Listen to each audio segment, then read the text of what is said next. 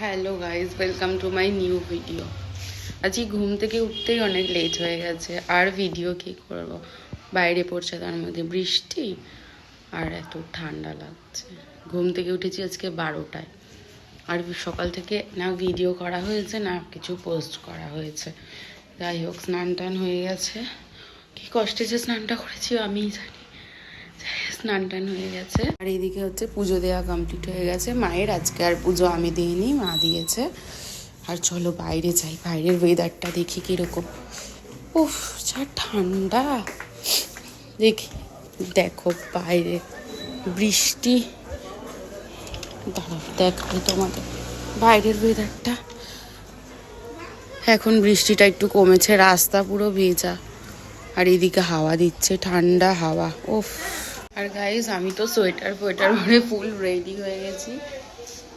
এত ঠান্ডায় এভাবে থাকা যাবে না, সোয়েটার না পরলে। এমনি শরীর ভালো ছিল না, তারপরে যদি এখন সোয়েটার না পরি, ব্যাস হয়ে গেল, আমাকে আর দেখতে হবে না, আবার জ্বরে পড়বো, আবার শরীর খারাপ করবে।